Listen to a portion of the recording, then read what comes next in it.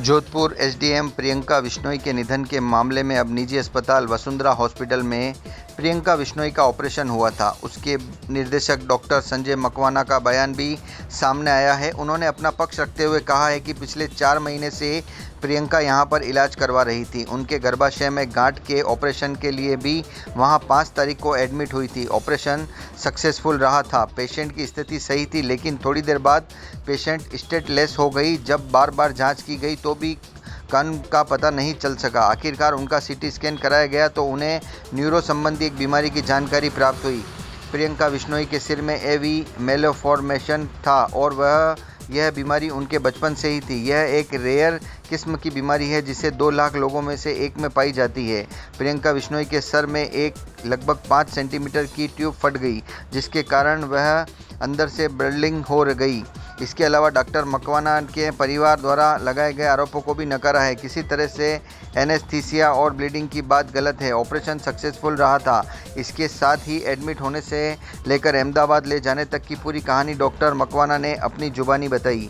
नोई जो हमारे यहाँ की पेशेंट थी इनफर्टिलिटी ट्रीटमेंट के लिए, उनके यूट्रस में एक मायोमा या गांठ थी, जिसके लिए उनको दूरबीन सर्जरी के लिए 5 तारीख को हमने एडमिट किया था। 5 को दिन में उनकी सर्जरी हो गई थी।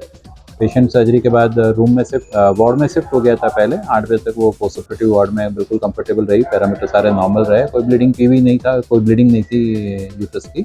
अल्टीमेटली पेशेंट को 8 बजे हमने रूम में शिफ्ट कर दिया था। 10 बजे पेशेंट के पैरामीटर्स भी नॉर्मल थे। पेशेंट को ओरली भी अलाउ कर दिया था और ये था कि सुबह एक बार देख के पेशेंट डिस्चार्ज हो सकता है।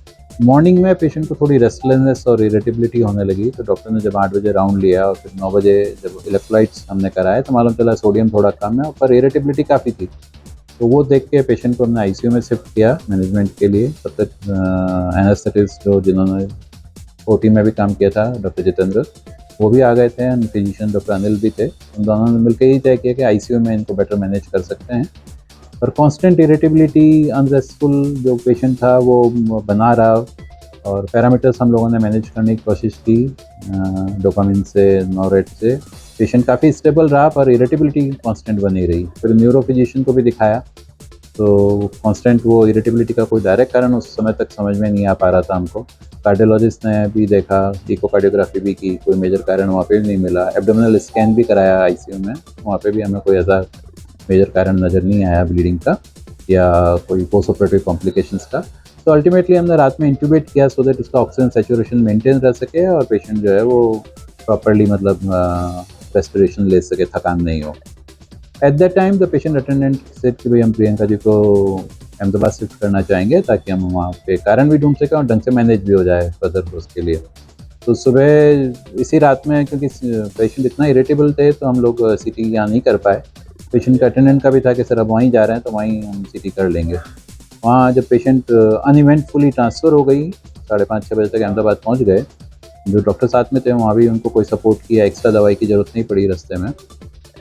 जाने के बाद जब वहाँ सीटी स्कैन हुआ तो मालूम चला कि पेशेंट को जो है ब्रेन में एक एवी मेलफॉर्मेशन था फ्रंटल लोब में, जो ब्लीड हुआ है और वो इस पूरी मोर्टलिटी या इस सारी कॉन्सिक्वेंसेज या कॉम्प्लिकेशंस के लिए मोस्टली रिस्पॉन्सिबल है। तो सर्जिकली या पोस्ट ऑपरेटिवली या एनेस्थीसिया वाइज ऐसा कोई कारण हमें नहीं समझ में आ रहा था। पर अब हमें लगा कि यस, ये शायद एक कंजेनिटल कारण था जो बहुत रेयर होता है, 2 लाख में से 1% में नज़र आता है। वो था और वो ब्लीड हो गया। उसके कारण से मिसेस प्रियंका को इस सारी सिचुएशन से पास होना पड़ा। बहुत ही अनफॉरगेटेबल और ट्रेजिक इवेंट है हमारे लिए भी और परिवार के लिए भी कि पेशेंट को इस तरह की फेज से निकलना पड़ा।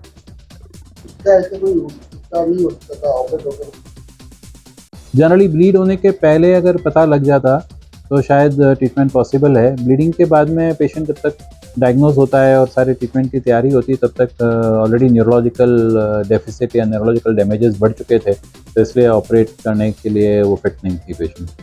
क्या ये बाई बर्थ हो सकता है या बाद में कोई घटना? मोस्ट ऑफ द टाइम ये बाई बर्थ ही होते हैं, डेवलपमेंटल कम ही होते हैं, कंजेनिटली होते हैं, डेवलपमेंटल रेयर हैं। क्योंकि ऐसा जितना रेयर है तो बहुत ज़्यादा इसके बारे में इंफॉर्मेशन साइंस को भी नहीं है। पर हाँ, मोस्ट ऑफ द टाइम ये कंजेनिटली जन्म के साथ ही मिलते हैं।